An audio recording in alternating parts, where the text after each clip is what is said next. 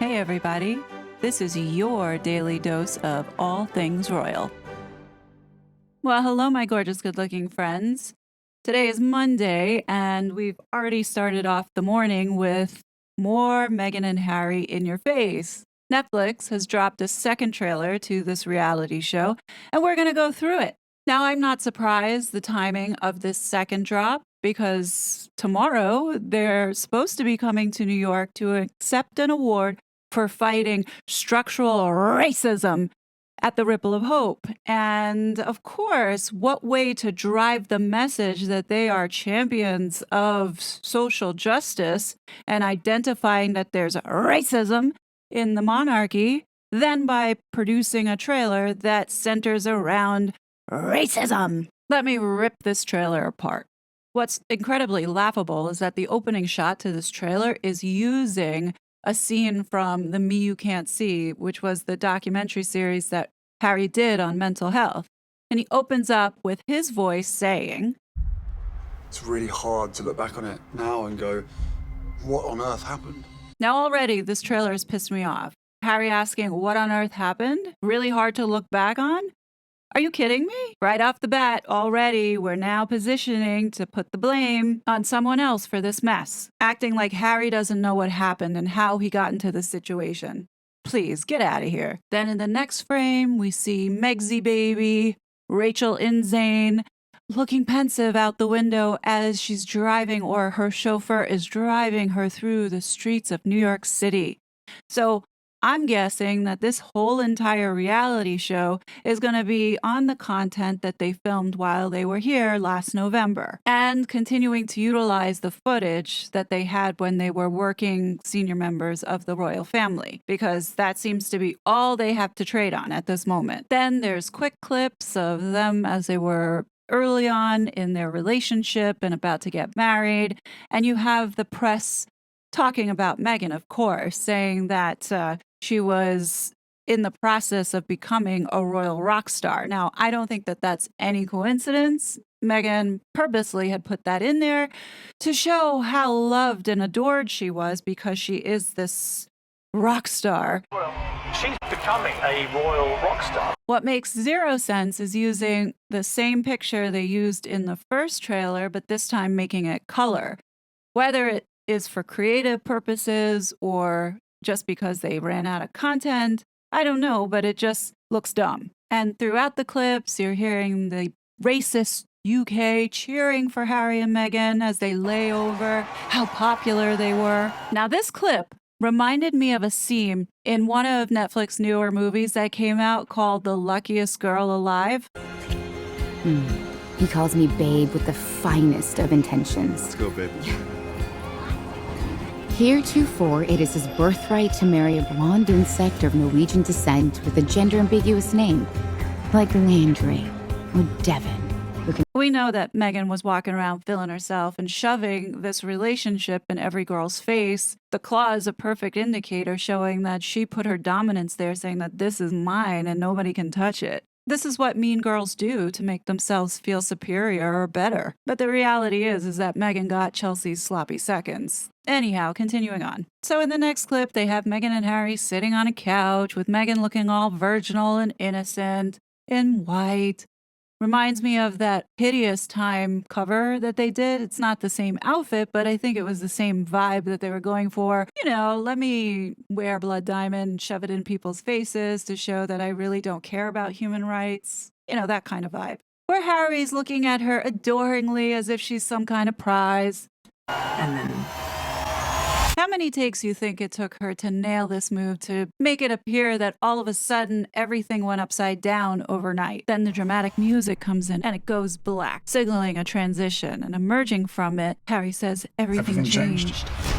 It's the evil royal family. There's a hierarchy of the family. So now the sabotage begins, where Harry opens up and says there's a hierarchy in the family. Yeah, that's how it operates. That's not groundbreaking news. So what was the point of putting that in? Oh, right. Meghan didn't like the hierarchy and didn't like that she would always walk behind Catherine. Right. So we've come full circle back to we're going to lie and throw the royal family under the bus because we know that they can't respond. So we're going to flip the script because we're the real bad ones who leak stuff to the press. There's leaking, but there's also planting. Well, if that's the case, then Harry definitely learned from the best because it definitely explains how Fugazi Nagazi is the one who was planted to go start shit about racism. And I've said this as I knew this was coming.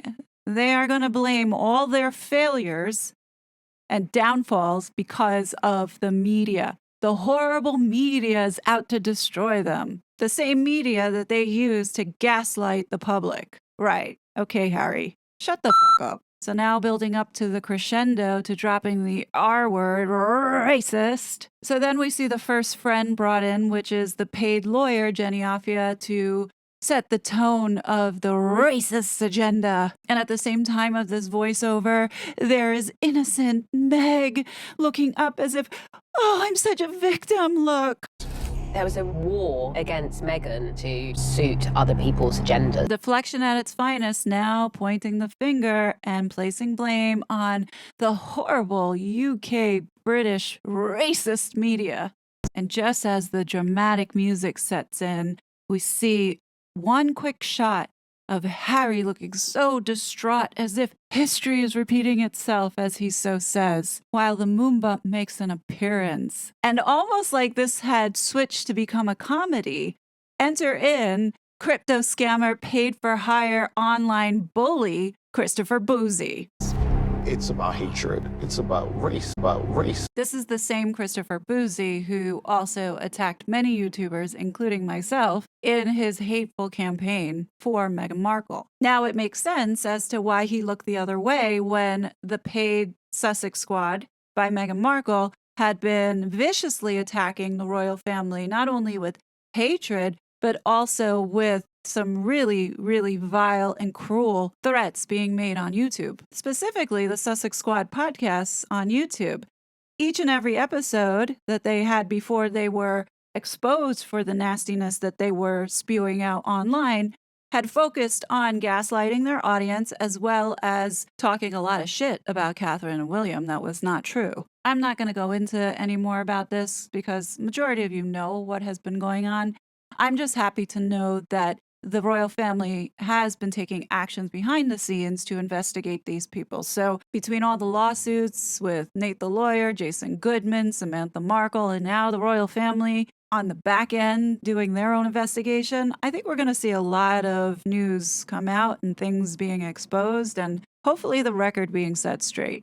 But moving on, Prick Harry then goes in to say this. It's a dirty game. A game that he has been playing since he left the royal family.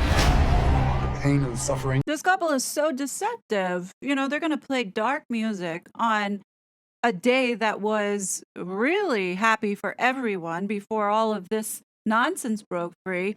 People were trying to see a glimpse of the blushing bride coming down the street. That is Wallace Simpson's car with Meghan and her mother in it driving to the church. So how can you put such a serious tone of pain and suffering on one of the happiest days of Britain? Oh, it's because you didn't have any footage showing the same type of hysteria around Diana, Princess of Wales, and now the new Princess of Wales. Of women marrying into this institution, this feeding frenzy.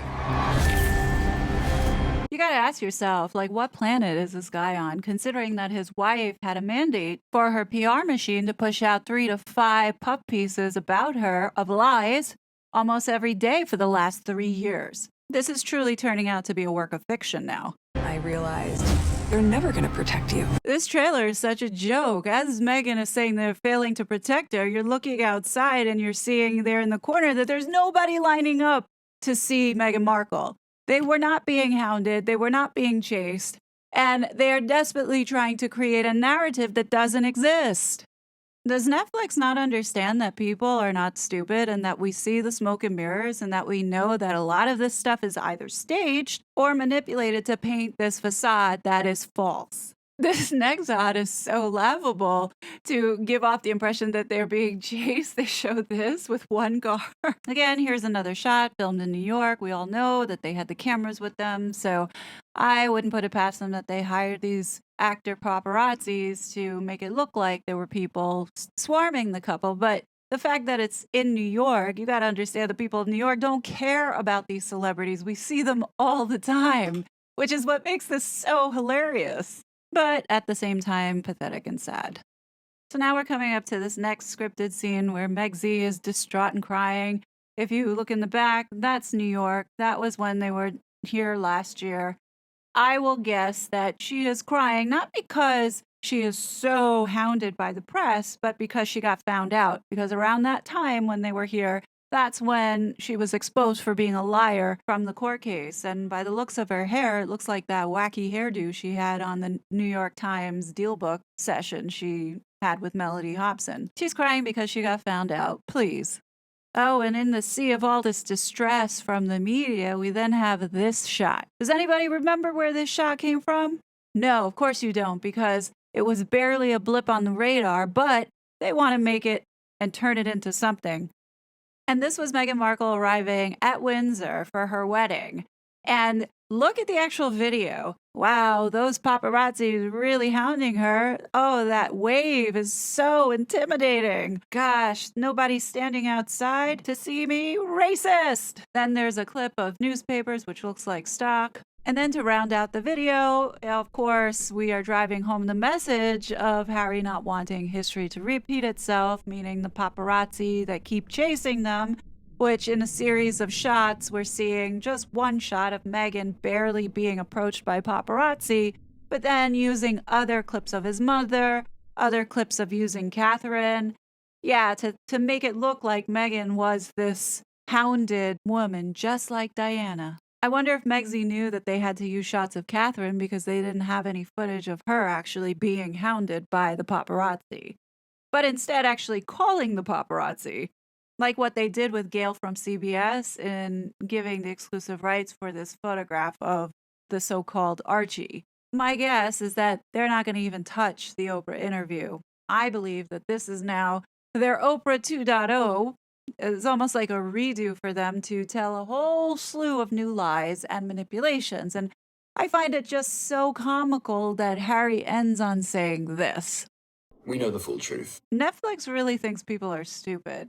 This show is going to bomb like no other.